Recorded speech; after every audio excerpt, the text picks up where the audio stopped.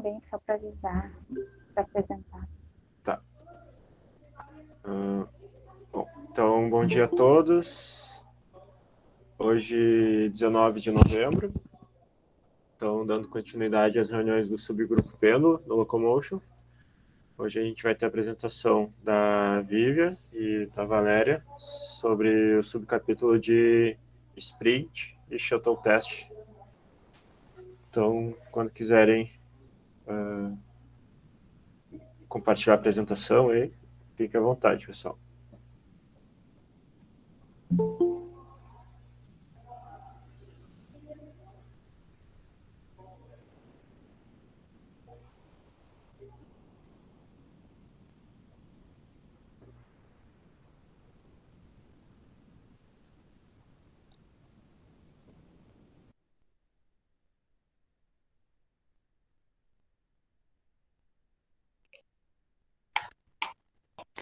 Estão me ouvindo bem?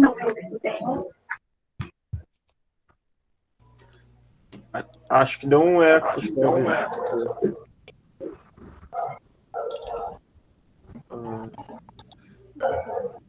Eu acho que não é no meu, eu desliguei.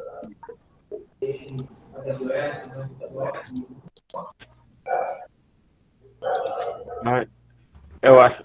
Bom dia, Marcelo. Bom dia, tudo bem? Estão me bem? ouvindo? Sim, sim. Acho que o eco Eu vou abrir outra janela. Aconteceu no teu microfone aí, só, Marcelo. O eco da Vivian.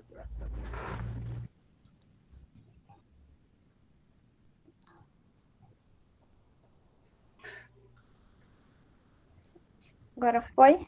Não.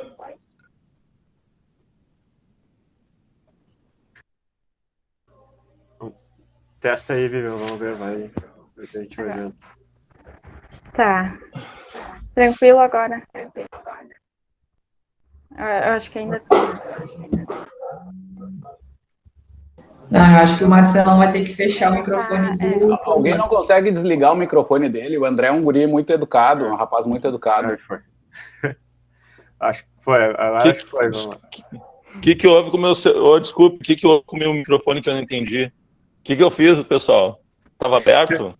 É que eu acho que quando tá aberto e a Vivian fala, deu um eco. Ah, por isso que vocês estavam rindo, era de mim?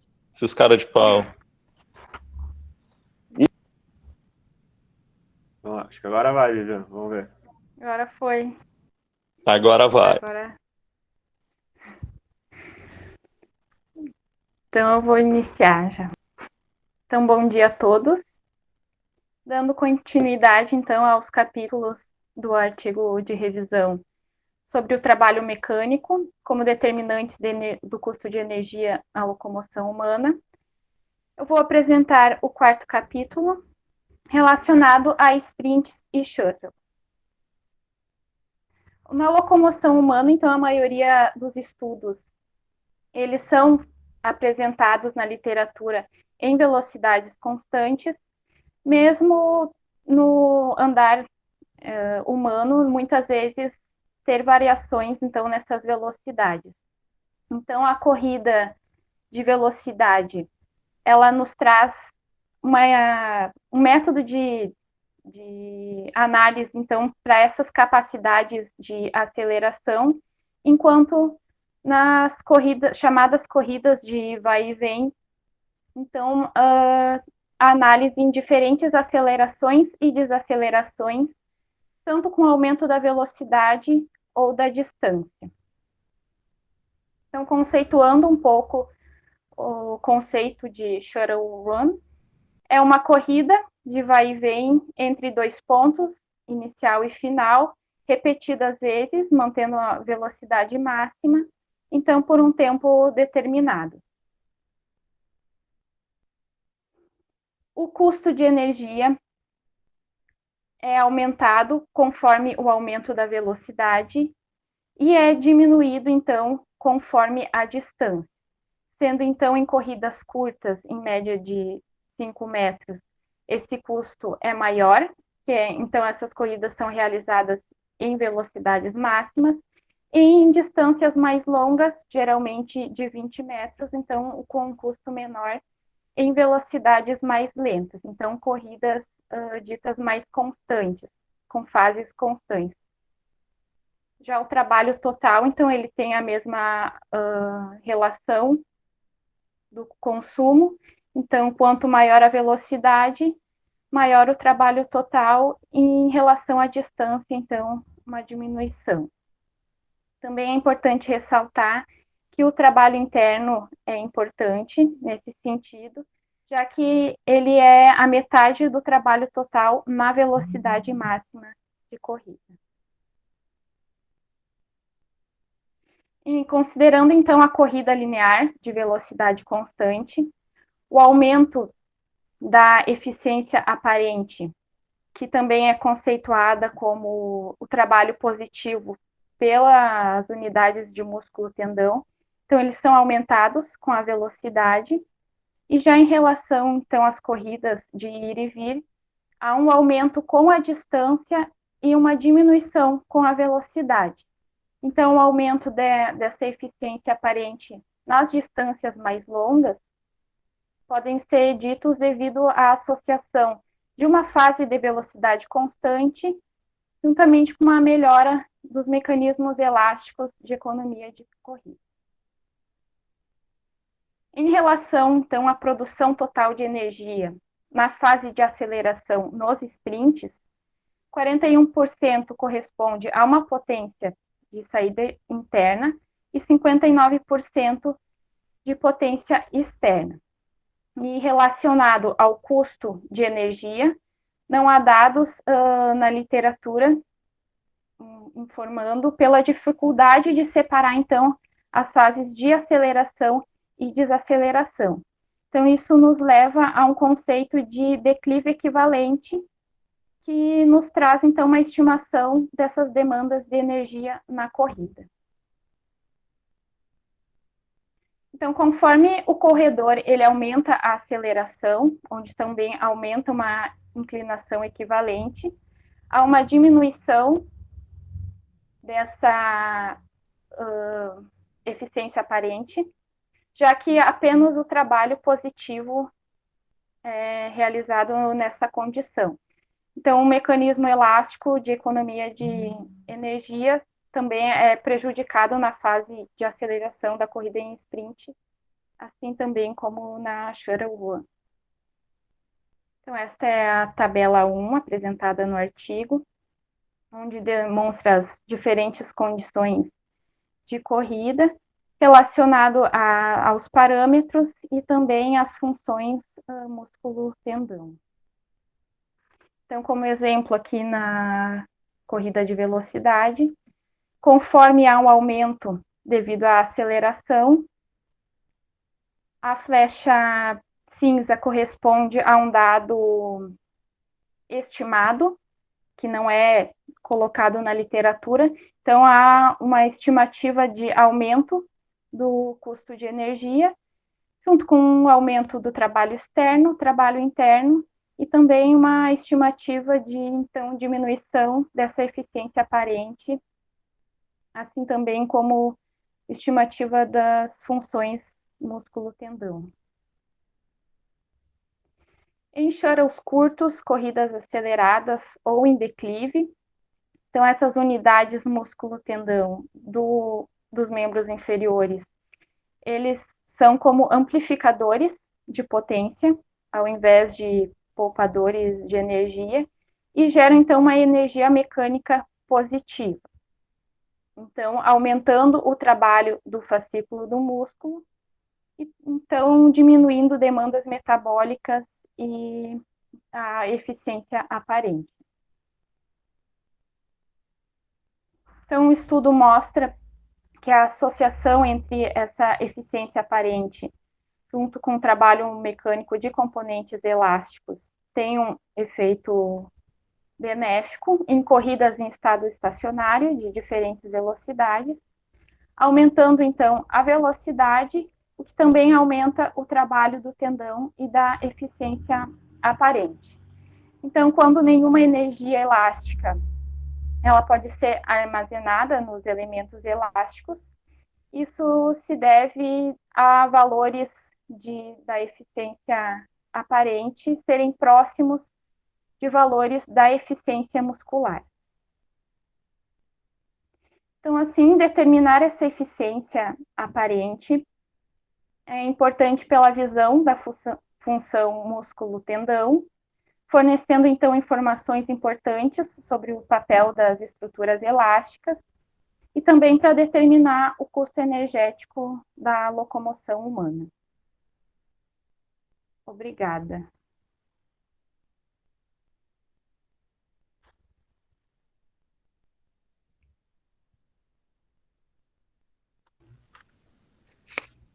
Boa, Vivian. Parabéns pela apresentação. Eu não cheguei a marcar o tempo certinho, mas pelo que eu vi no relógio, deu uns 7 minutos, acho, se eu não me engano. Não sei se alguém chegou a cronometrar. Foi por aí, Val? Então, bom, primeiro, parabéns pela apresentação. Os slides, gostei bastante deles. Bem limpos, bem clean mesmo, assim. Então, deixar aberto aí se alguém quiser fazer algum comentário, algum questionamento.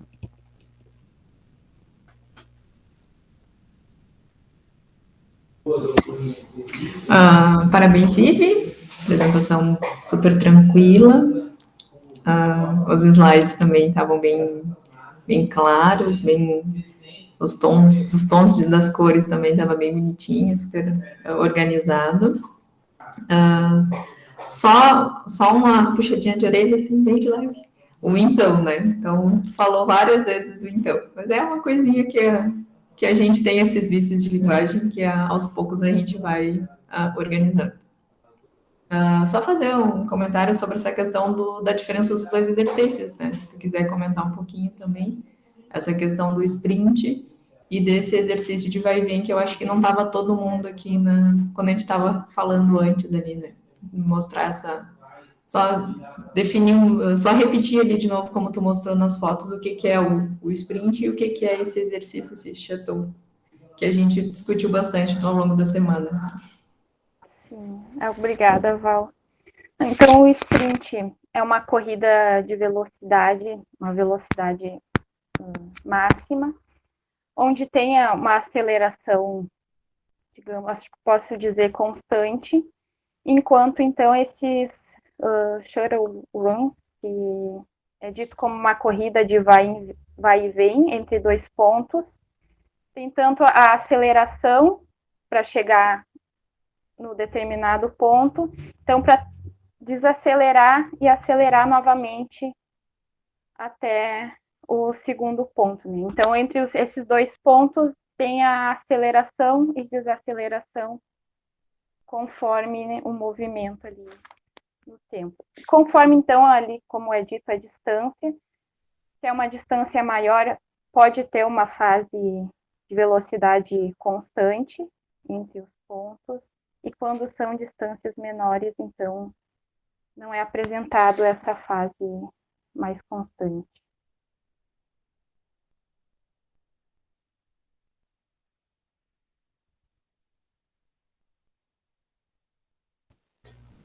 E, Vivian, pergunta se ali, uma hora tu trouxe que o artigo relaciona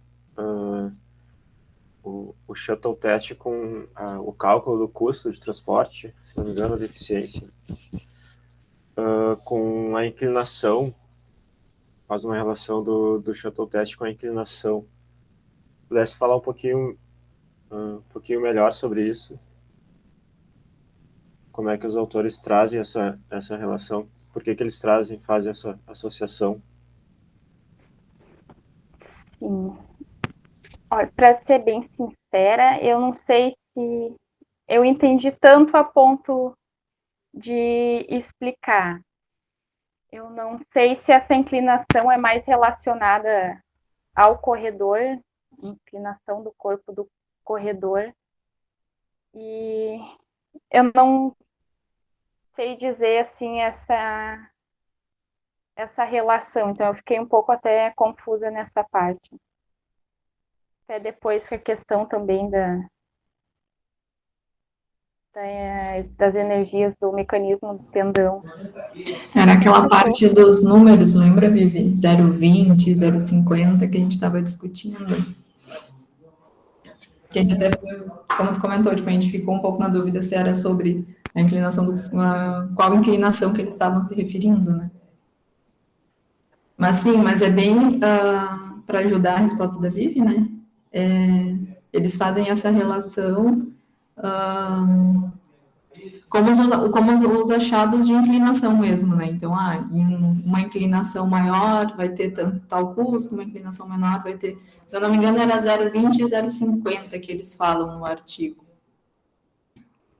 Tem um trecho ali, se tu buscar, não sei se tu tá com o artigo aberto aí. Sim. Atingindo cerca de 0,25. 25.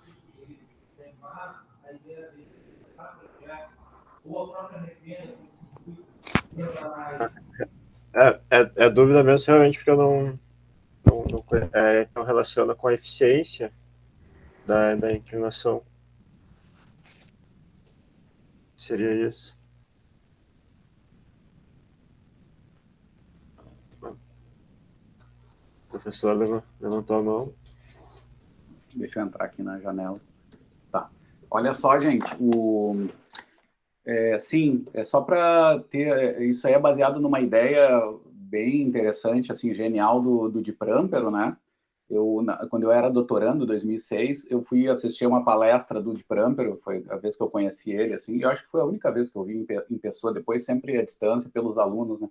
E não, teve outro. Mas, assim, foi a primeira vez e ele mostrou aquele artigo que tratava dessa relação, assim, que eu acho que é uma coisa básica, que eu acho que isso serve até para quem... São as bases fisiomecânicas, que qualquer um que vai trabalhar com esse tipo de treino, que hoje é tão comum nos esportes, é super importante esses vai e vem, né? Porque os esportes coletivos são baseados nesse tipo de movimento, e é um modelo de treino, inclusive tem testes super usuais na saúde, que é o Shuttle Walking Test, né? Também esses vai e volta, né? Então entender isso é bem interessante. E o que ele fez? Ele relacionou a aceleração, né, que acontece num vai e vem, quando tu tocou no cone e tu volta, tu acelera, né? Tu volta a acelerar, digamos assim, tu aumenta a tua velocidade, né? E aí, nessa fase aí, o corpo fica inclinado. Então, é o que a Val comentou ali, né? O corpo fica inclinado e a gente sabe como é. O corpo fica numa posição geral, é assim, quanto mais acelerado à frente, mais inclinado, né? E conforme vai perdendo essa aceleração, quando tu vai aumentando, aí a Vivian falou, né? Com as distâncias maiores, a aceleração vai diminuindo, né? Isso é um padrão cinemático conhecido dos sprints, né? Vai perdendo essa capacidade de acelerar à frente e a tua velocidade vai aumentando numa taxa menor, digamos, né? A velocidade vai meio que se estabilizando e quando se estabiliza a aceleração é zero, ou seja, a aceleração é alta no início e depois vai diminuindo, indo a zero até a situação de velocidade constante nesses vai e vem, nessas acelerações, né? E aí o que ele notou é que esse corpo inclinado ele tinha uma certa relação com o corpo quando sobe uma inclinação do terreno. Se a gente pegar a referência global do terreno e girar ela, a um dado ângulo, né, que o corpo está reto lá, seria como se fosse caminhar ou correr numa inclinação. Tá? Então, ele fez essa relação. Tá? E dali ele tirou os equivalentes, que eles chamam, né, de inclinação, que a Vivian chamou de declive, né, muito elegantemente. E assim, o que acontece? Dali que ele tirou estimativas, era uma parte dos fatores para chegar num custo metabólico sabendo a aceleração, resumindo, partindo desse pressuposto. Aí ele foi pegar os valores de como eram os valores inclinados lá dos estudos do Minetti, né, de custo metabólico. E ele adicionou esse ponto, além de outro fator também, que era de massa também, né, que mudava um pouquinho essa relação, mas é baseado nisso, e essa ideia é bem interessante, porque tem muito sentido, né? Quando a distância é pequena dos shuttles, né, a Vivian comentou, quase que tu não tem situação de velocidade constante, porque tu tá acelerando e já tem que frear porque já tá o próximo cone ali, digamos, né? É uma coisa muito intuitiva, assim, né? E aí fecha com a fisiomecânica, que é o que a gente tem que ter em mente, assim, quando a gente acelera, por exemplo, uma coisa básica, nós produzimos trabalho mecânico positivo, concêntricas agindo Então, nós vamos ter uma eficiência mecânica respectiva a uma concêntrica, que é de 25%, 20%, 30% lá de eficiência mecânica. Quando a gente está frenando, né, da metade para o final, a gente está produzindo trabalho mecânico negativo, que são excêntricas, essencialmente, né? Então, a eficiência é 4 vezes maior, é de 100%. Então, todo aquele trabalho que eu gero ali tem uma eficiência muito boa. Eu gasto 4 vezes menos energia do que para acelerar, resumindo, que é a mesma relação de inclinações que a gente já teve. Sim, foi o primeiro subcapítulo do artigo, né, que tratava dessas relações de 4 vezes de eficiência. Aqui no sprint a gente pode fazer também. Tá? É uma das simplificações assim, do artigo, e aí tem suas implicações. Quando a distância é maior e eu tenho a velocidade constante no meio, aí eu não tenho mais essa aceleração, não é só trabalho positivo ou só negativo. Aí entra mais tendão, é isso que a Vivian comentou. Aí eu tenho um pouco mais de um mecanismo elástico agindo, coisa que não tenho tão forte, não é eficiente na aceleração e na desaceleração. Ela não é tão eficiente porque eu não tenho onde jogar essa energia. Eu só produzo trabalho positivo ou só negativo. E no mecanismo elástico é importante eu ter os dois, eu ter uma energia elástica negativa armazenando e depois jogando para algum lugar. É aí que a mola é perfeita, né? É quando eu tenho os dois tipos de trabalho. Só que na aceleração e na desaceleração eu tenho só um tipo de trabalho, predominantemente, né? Então, por isso que o mecanismo elástico é piorado também. Isso é assim, é um resumo, né, do que a Vivian apresentou, que é bem interessante. Mas voltando para a pergunta inicial, era só aquela questão da inclinação, fazendo uma relação de como seria o de Prampero teve essa sacada. Então, quando ele sabe a aceleração que o cara tem à frente, ele relaciona com a aceleração gravitacional. Então, tu tem dois vetores. Tu tem uma aceleração gravitacional que é constante, é 9,81 metros por segundo ao quadrado, e tu tem uma aceleração à frente, que vai mudando, que é alta no início, é um vetor, imagina uma seta do cara acelerando, que é grande no início, e depois ela vai diminuindo, chegando até zero quando a velocidade é constante, né? Então, imaginem esses dois vetores fazem uma inclinação, tá? Que tem a ver com a inclinação do corpo. E dali que ele tirou a ideia de fazer esses equivalentes metabólicos para poder estimar o custo metabólico em sprints, e depois o Gaspari e a turma lá com a Paula Zamparo e o Minetti usaram esse raciocínio também para levar para os vai e vem, né, para os shuttles. Tá, mas vem dessa jogada ali de modelar como se fosse um plano inclinado, digamos, mudando o fator o nosso, como é que se diz, a referência global, né, do sistema. Então, imagina o corpo está inclinado na aceleração, tu gira todo o sistema, deixa até o corpo ficar reto, e aí o terreno está inclinado, né? E ali tu calcula qual seria a inclinação, né, respectiva e que custo metabólico tem em relação a isso. Para vocês terem ideia, isso foi aplicado também com o CRAN, né? O CRAN aplicou quando ele aplicou uma força contrária, também tem uma mudança ali de acelerações, digamos, e aí ele viu que bateu também com a inclinação de terreno também, esse raciocínio, essa mudança de forças, digamos, horizontal e vertical, também foi usado nisso. E aí fecha. Levantou a mão, Marcelão, então agora sim que eu fico quieto mesmo, que agora vem a parte difícil. Agora não tem, agora eu vou ligar meu microfone. Agora vocês vão ter que me ouvir. Tá assim, ó.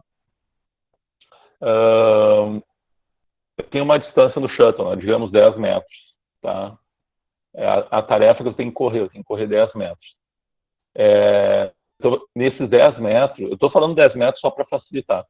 Nesses 10 metros eu vou ter uma fase de aceleração e uma fase de desaceleração. Tá?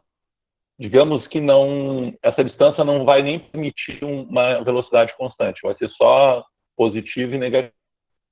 A pergunta que eu faço primeiro é o seguinte, a distância, o tamanho da fase positiva vai ser proporcional à negativa? Ou imagino eu que não, né? Que talvez justamente por causa dessas eficiências diferentes, né?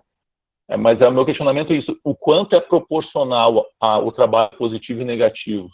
Né, e a distância, né, essa fase positiva, ela vai ter a mesma distância que a fase negativa, que é a desaceleração? Tem alguma coisa sobre isso?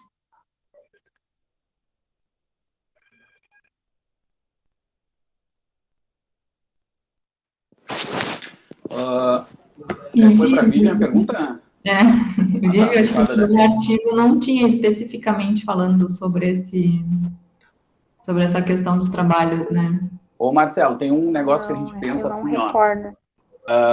Lembra que são os músculos o nosso motor, né? Então as relações são muito parecidas mesmo, tá? Por exemplo, nós temos mais potencial de acelerar ou de frenar com os nossos motores artificiais, né?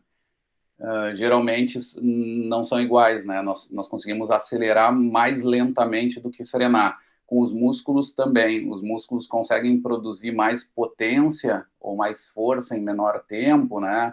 E seria trabalho, né? Em menor tempo. Para frenar, nós somos mais potentes do que para acelerar. Então, portanto, nós freamos mais rápido do que aceleramos. E esse é um dos problemas nossos, tanto é que tem muito problema com lesões, etc., é muito nessas frenagens também, né? Embora não seja só isso, na aceleração também tem as lesões em discos, né, por exemplo, que acontecem muito, mas a potência é maior, por isso que a gente frena mais rápido do que acelera. Então, existe uma certa assimetria nessas relações que tu quer dizer ali, né? Tá, então, mas daí entra a questão do trabalho. A gente poderia dizer que o trabalho é diferente? Eu sei, de repente eu estou até saindo do artigo, né? Até peço desculpa. Eu acho que o trabalho é meio parecido, cara, mas eu não estou lembrado disso. Aí eu não sei se eles botaram isso também, porque tinha essas relações, tinha muitas relações, mas essa eu não lembro. É possível que até seja igual, tá? Só que num tempo diferente. Eu não lembro. Sim, entendi. Sim, o trabalho em si poderia ser igual, mas a velocidade, a potência, no caso, seria diferente entre a fase positiva e a negativa. A fase negativa é mais tu consegue fazer mais rapidamente esse trabalho negativo, né? Isso aí. E tem outra relação que é bem parecida, que é difícil, às vezes, da gente pensar mais intuitivamente, que é assim, conforme aumenta as velocidades, as assimetrias de produção de força são maiores. Se você lembrar da curva de Hill, da relação força-velocidade, é uma curva sigmoidal, assim, né?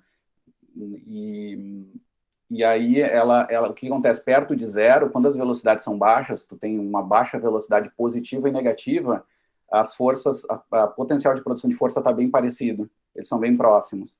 Tu é quase simétrico. Nunca é simétrico, mas tu é quase simétrico. Mas, mesmo assim, sempre vantagem para negativa. Tua potencial de produção de força maior é na negativa.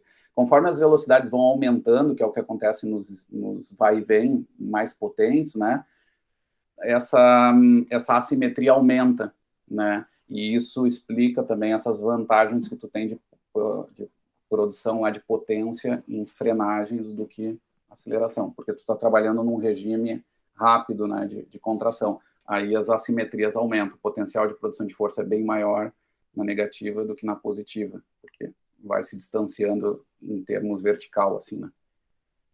Esse potencial. Legal. Agora, quando a gente está, por exemplo, na velocidade constante, ou seja, quando o shuttle é longo, e aí tu tem uma fasezinha no meio de velocidade constante, aí o que acontece? Aí tem aquela história da energia elástica, onde os músculos começam a operar mais lentamente ou quase isométricos, porque são os tendões que mais alongam na unidade de músculo-tendão. Aí tu tens, quando a velocidade está próxima da isometria, aí tu te torna simétrico no potencial de produção de força, naquela fase intermediária ali, né? Então tem essa relação também, né? E se é isométrico, aí deu. Aí tu não tem mais velocidade muscular, né? Aí tu bem no meio ali, né? Então tem essa história também. Ela vai ser mais potente, vai ser bem no fim, lá na frenagem e em altas acelerações, né? Quando a aceleração começa.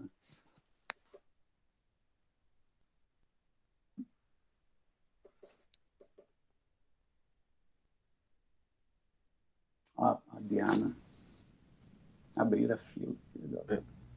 Desculpa que eu cheguei um pouquinho atrasada, mas escutando-los falar, eu pensei, se me vino à cabeça duas coisas. Uma, os 100 metros planos, as corridas, tanto a posição de saída dos 100 metros planos é bem con o tronco bien inclinado, incluso en una posición ya de un poquinho de desestabilização, que talvez tem a ver também com essa inclinação à frente para poder, essa inclinação do corpo para poder acelerar ao frente, né? E não sei, claro, o sprint se trabalha, treinamento, mas quando fala sprint, para mim é inevitável não pensar nos 100 metros planos, no atletismo.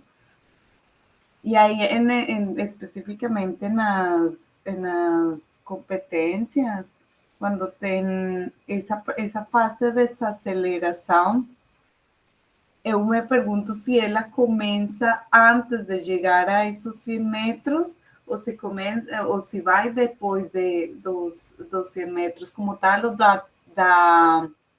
do ponto estabelecido que eu quero fazer, o sprint, da metragem que eu quero fazer. Eu diria que normalmente vai depois, que a desaceleração começa depois da marca que eu estabeleço, da distância que eu estabeleço. Mas como lo trabalham normalmente esse sprint, em que ponto marcam essa desaceleração?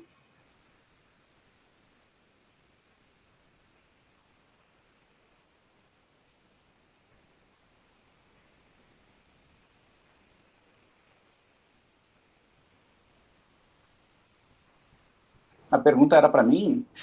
Sim, para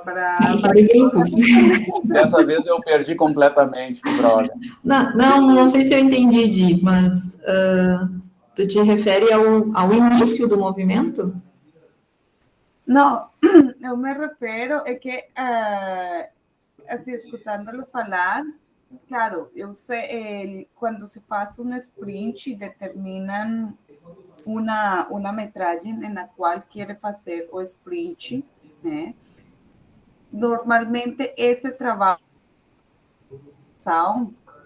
ele começa a executar-se antes de chegar a essa metragem determinada ou lo executa depois. Me explico, se eu quero fazer 100 metros planos, eu tento não desacelerar antes de chegar a los 100 metros. Eu tento desacelerar depois para conseguir fazer essa metragem acelerando ou dependendo da capacidade muscular, tendinha pelo menos manter uma velocidade constante até chegar a essa metragem desejada. Mas, de fato, como acontece, como estabelecem isso, vocês, como lo trabalham na literatura, como lo mostram, não sei. Não, olha só, os estudos fazem sempre all-out, que se chama, né, um termo bonito para esses testes. O máximo que tu puder fazer sempre, né, só que tem as estratégias. Eu não sei, assim, a pergunta, se for aplicada para os shuttles, tu tem que acelerar até um certo ponto, mas depois tu tem que escolher a estratégia certa para desacelerar para poder voltar, entendeu? Porque senão tu perde tempo, né? Isso aí se aprende nos testes do quadrado, de agilidade, tem essas coisas, e tem um pouco de familiarização, porque às vezes se o cara seguir reto, passa 2 metros e perdeu todo o tempo, né? E não se faz, né? A pessoa se adapta para isso, então ela já naturalmente escolhe. E aí tem a pergunta que o Marcelo falou, até quando o cara começa a desacelerar, né? Exatamente, será que é bem no meio? Eu não tenho certeza, o que eu sei é só dessa potência que é diferente, né? Tu vai frear mais rápido, então, provavelmente tu acelera um pouquinho mais do que depois na frenagem, porque a frenagem tu pode ter menos tempo para frenar, entendeu? É possível, mas tô imaginando assim. Tá? Mas nos testes de sprint é máximo, e muitos testes, inclusive de sprint, se fazem com distâncias menores. Todos aqueles estudos do Mohan se faz com 30, 40 metros, onde só tem aceleração, né? Então, em geral, tem isso, né? Mas depende da distância, bem como tu falou, sabendo depois que é maior a distância, a gente já sabe que tem uma fase ali mais próxima de uma estabilização. Então, não sei se eu te respondi também. Uhum. Sim.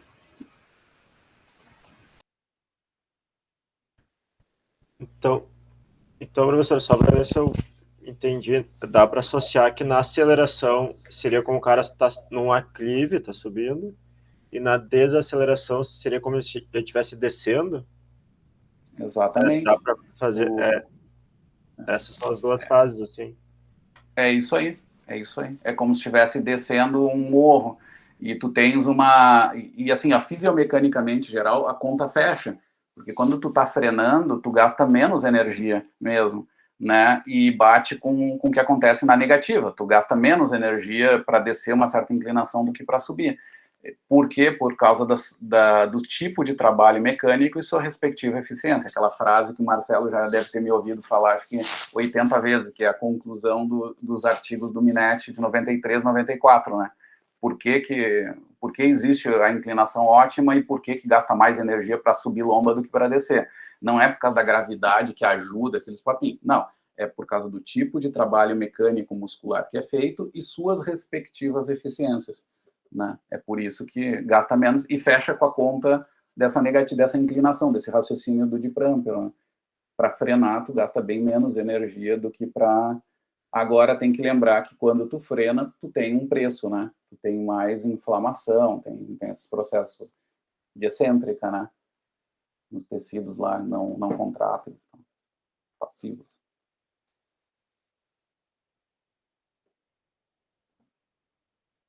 Eu não sei se a Vivian deu também, gente, aquele resuminho da tabela. Tu apresentou, Vivian, do artigo? Não.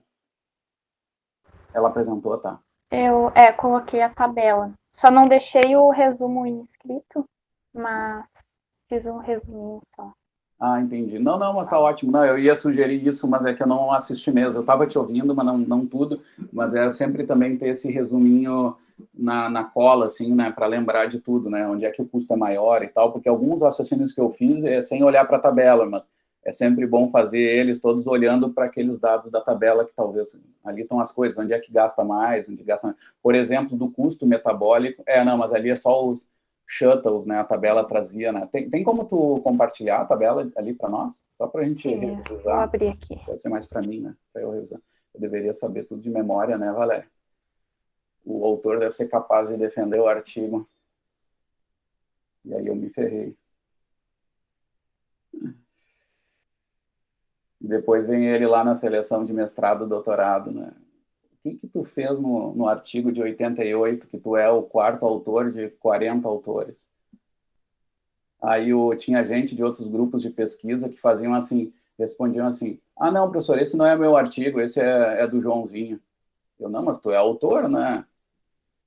Então tem que ter um pouquinho de vergonha, como eu tô tendo agora, pelo menos isso, né? Quando tu não lembra da coisa, porque tu é o autor, né? Bom, no meu caso, eu sou o primeiro, até. Pior. Tá, mas e aí, gente? Ali tem, né, constante velocidade, incline, low, shuttle. Tá. Tem o sprint também. Então, tem o trabalho... mas é tudo total, né? Ali ele não diferencia, ali é para toda a função. E aí tem as duas setinhas ali, se aumenta a velocidade, que é uma coisa estranha, porque, como eu falei para vocês, se faz sempre all out. Mas se tu quiser regular, tu quiser fazer o shuttle numa velocidade submáxima, aí tá na linha ali do Vzinho, tá? Que tá elevado, né?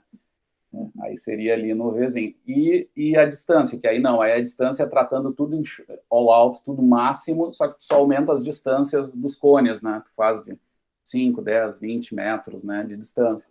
Aí o que acontece com o custo, né? Vejam que o custo diminui, né, quando aumenta a distância, é porque entra em jogo o mecanismo elástico ali, vai explicando mais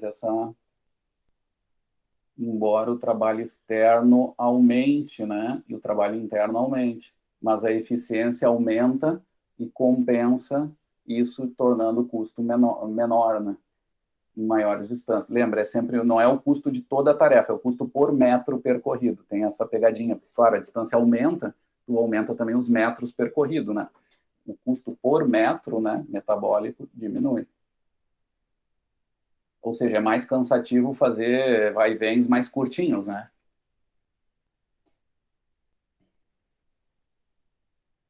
E ali tem o Power Amplification, e o Power Absorption, que é essa ideia de gerar maior potência, mas nos dois casos faz, né? E absorver potência, que seria a potência negativa, né? Excêntrica. É estranho, né? Que aumenta. Ah, sim, o Power Amplification também aumenta. Essa é uma estimativa bem complicada. Mas é assim. Essa, para mim, não é tão intuitiva, a última parte. Gente. Se você me perguntar, eu nem teria como explicar. Teria que dar uma estudada para explicar bem essa última parte. Mas o resto é mais simples. Né? Por exemplo, o trabalho interno, aumentar com maior distâncias tem sentido. Conforme vai aumentando a distância, tu faz ações mais em alta frequência, digamos, né? Quando tu tá bem no início do sprint, tu não consegue ter uma frequência de passada tão alta, né? Tu começa muito rápido, mas tu vê que dá para ver até os braços indo assim no início e daqui a pouco tu vai acelerando o movimento. Aí o trabalho interno aumenta.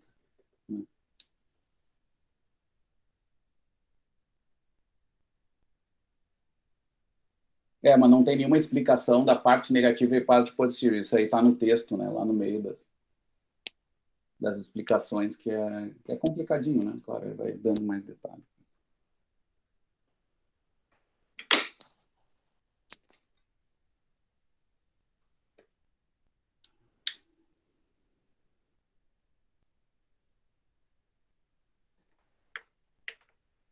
Muito bem, gente. Esse artigo é bem interessante eu acho que para essas aplicações, né? Tanto no campo da saúde, com a coisa da funcionalidade, né? Hoje a gente discute muito, estamos terminando a tese da Val, e sempre entra em discussão daquela história assim, tá, a marcha é importante, mas a gente sabe que também tem as atividades da vida diária, elas quase nunca são em velocidades constantes. Então, tem todo um mundo aí por se descobrir também, mais detalhes e tal, dessas aplicações, né? Também como eles chamam, negociação de obstáculos, o início de marcha, que é uma situação de aceleração também. Então, entender bem dessa fisiomecânica geral é importante, né? Porque já dá uma base melhor fisiológica, né? Sobre essas situações não constantes, né? Que é o assunto de hoje aqui, né?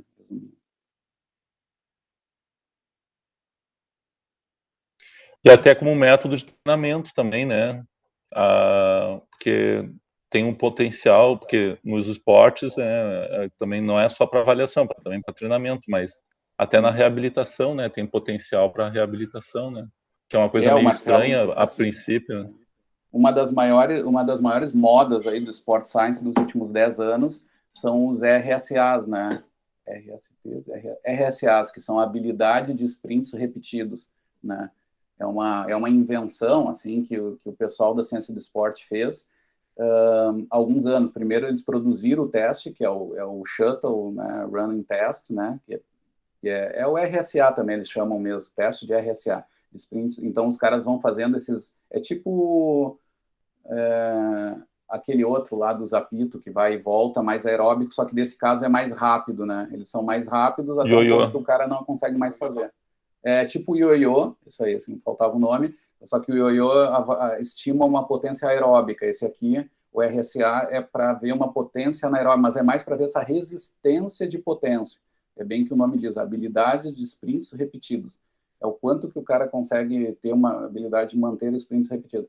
E virou uma moda, porque desse teste, bem como o Marcelão falou, virou também um modelo de treino. Os caras começaram a regular pelo resultado do RSA, tu conseguia prescrever treinamentos, né? Uns caras com esses tiros, né? De vai e vem, resumindo um pouco, né? E é bem útil, né? Porque é super aplicado para as atividades do jogo, né? E aí tem um campo até para se entender também mais do ponto de vista fisiomecânico, porque quase nunca eles fazem. Eles botam aqueles sensores inerciais e te dá uma estimativa de aceleração e tal. Mas o de Prampero que está fazendo isso bastante, assim. O de Prampero está aplicando esse raciocínio todo que a Vivian explicou hoje para estimar custos metabólicos do jogo também. Então, estão melhorando aquelas medidas só de aceleração, sabe, que os sensores dão dos jogadores, também estão estimando um custo metabólico mais específico, tendo essa base daí, né, que a Vivian explicou, né.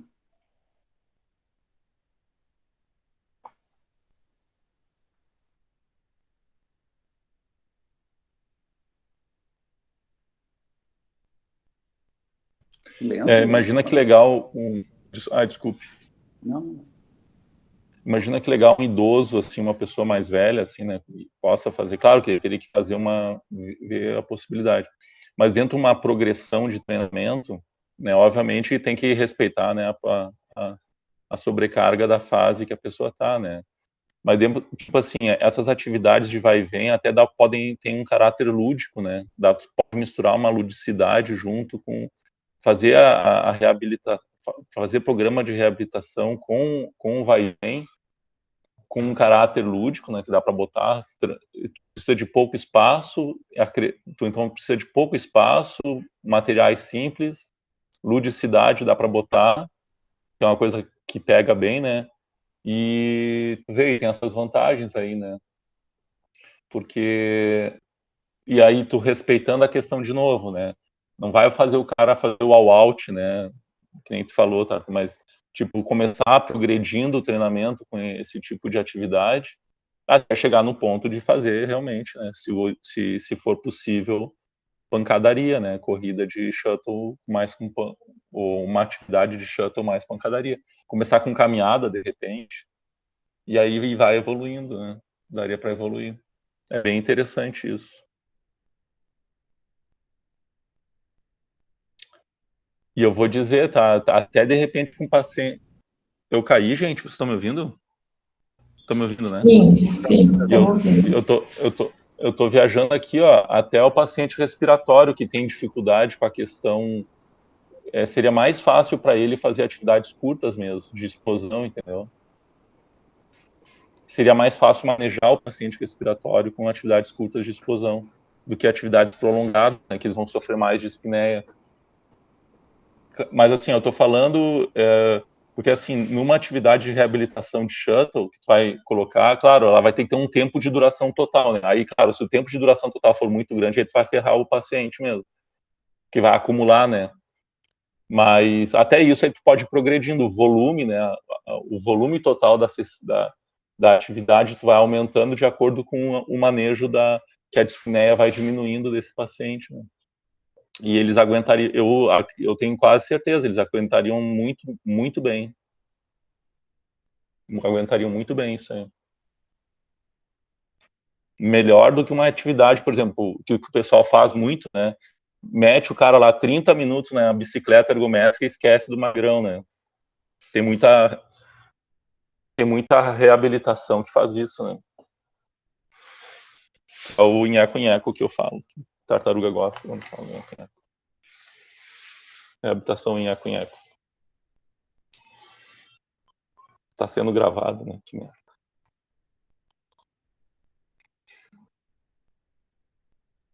Mas é bem essa coisa dos exercícios, tu foi falando, eu fui lembrando, tipo, a gente usava no treinamento de equilíbrio lá no Celari, variações desse vai e vem, né?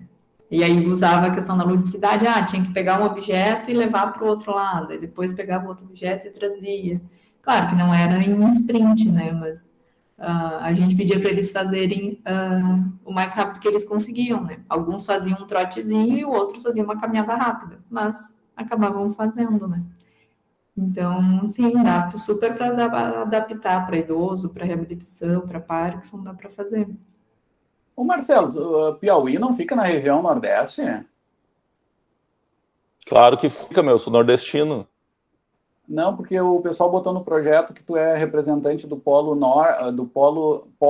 norte, mas não no sentido dos polos, o polo do projeto, né? Ai, meu Deus do céu. Não fui eu, hein? Depois ficam falando de mim.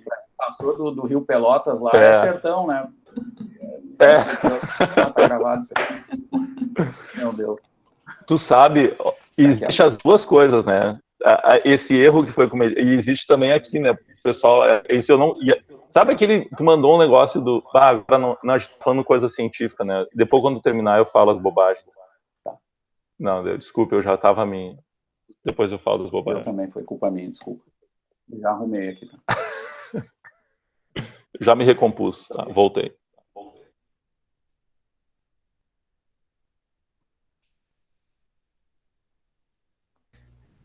Eu fiquei com Val, não, mas eu... desculpe, só para eu André, desculpe, o que a Val falou, eu achei legal, Val, isso aí. Dessa experiência aí, eu achei super show isso aí que tu falou. E tem a questão do equilíbrio, né, que tu comentaste, que dá para botar junto o equilíbrio junto. Fica legal. Não, pensando no que tu falou, Marcelão, do teste, do treinamento de caminhada, né? Não sei se tem algo, tipo, havendo a distância desse teste de caminhada, a partir de que distância o cara começa a ter o pêndulo, o pêndulo que ele tem naturalmente, assim. Não sei se eu tô conseguindo. Tipo, com 5 metros ele não tem pêndulo, e com 7 metros ele começa a ter um pêndulo. Daqui a pouco até avaliar a partir de que distância de teste, não sei se faz sentido, mas... Entendi, tu está querendo dizer o seguinte, que no Bem início ele interessante, não teria bem o pêndulo, e depois ele, quando pegaria mais a velocidade constante, iria pegar o pêndulo certinho, é isso? Acho que quando atingir a velocidade constante... Tem o trabalho do Gustavo Balbinot, né? Que ele fez, só que não era para início de marcha, assim, era uma coisa mais geral, era só velocidades não constantes, né? Então ele ia acelerando, ia vendo o que acontecia com o pêndulo, né? Ou desacelerando, né? Ele fez isso em plataformas de força. E saiu um artigo bem bom na Scandinavian, se não me engano, né? E aí já fala disso, mas a questão do parado mesmo é uma outra situação, né? É uma situação, o primeiro passo, o segundo passo, eles são bem definidores, né? Cada passo tem uma história ali bem definida, né? Seria interessante de medir. E essa eu não lembro de ter, mas seria uma coisa interessante de ver.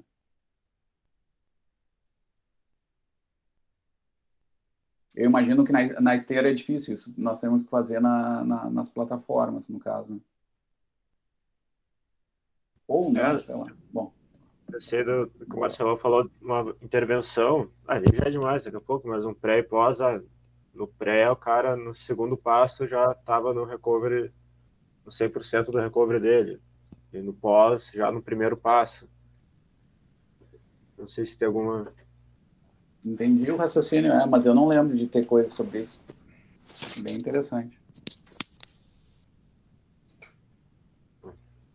Tá, deixa eu viajar então nisso que o André tá falando. A coisa vai. Parece aquelas histórias na internet que os caras contam uma história e os outros vão aumentando. Tá aí, uma pergunta que eu não sei, tá? Vou dividir isso. Isso que o André falou, de repente o pêndulo ir modificando, né, à medida que tu vai dando os primeiros, segundos passos. O fato de eu estar longe de um recovery, né, porque à medida que eu melhoro o pêndulo, estou melhorando o recovery, né? Isso teria relação com equilíbrio, né? O meu desempenho de equilíbrio, né? Como idoso, né? Será que essa questão do meu equilíbrio está relacionado, o fato de eu ter mais ou menos equilíbrio estaria relacionado com isso, especialmente nos primeiros passos, né?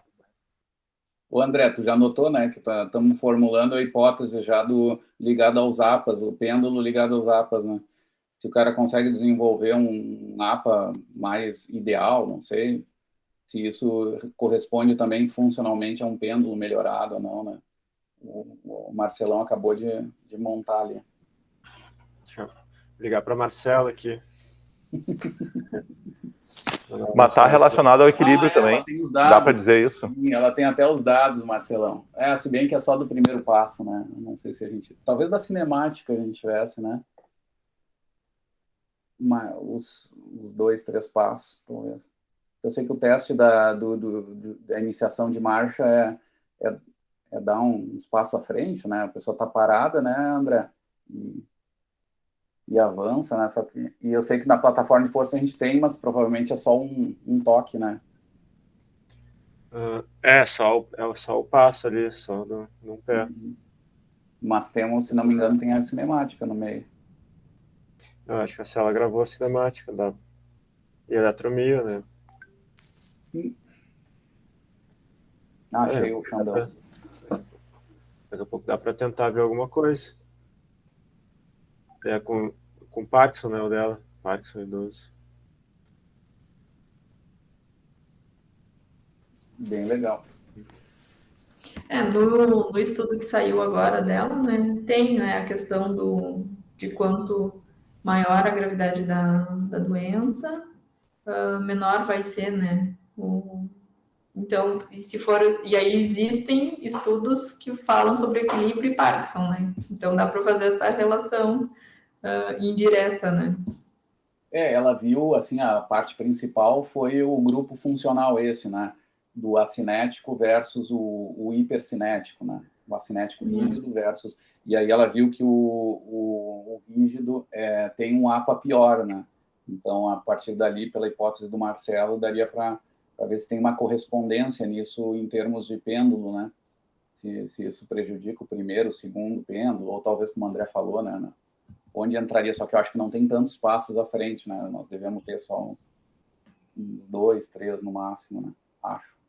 Sim. Não daria para ver.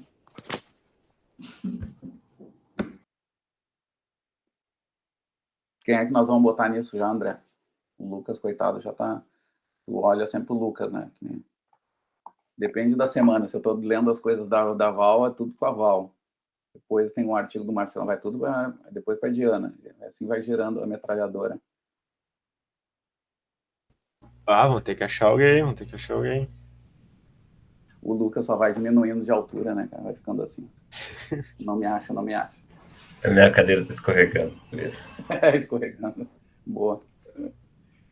Treinando sentar em declive na cadeira. O Marcelão já é mais avançado, ele já tira a câmera. Tem que chamar uns piauiense aí. Geralmente o Marcelão tira a câmera porque ele tá sentado na rede. Cara, a rede é tudo de bom. Verdade. É o padrão Google, né? Desses centros de inovação de Parnaíba. O Vale do Silício brasileiro. Na minha sala tem uma rede, tem um negócio para botar rede na minha sala na faculdade. Bah, legal, cara. Não, tô brincando.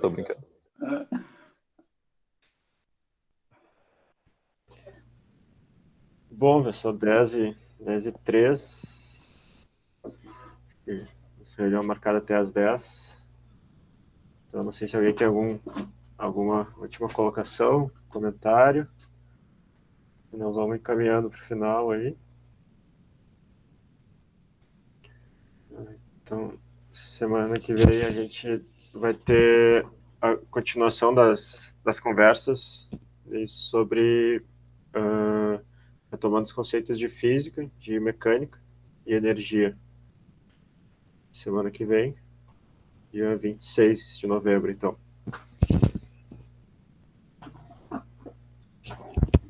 Certo. Então, vou encerrar a gravação aqui.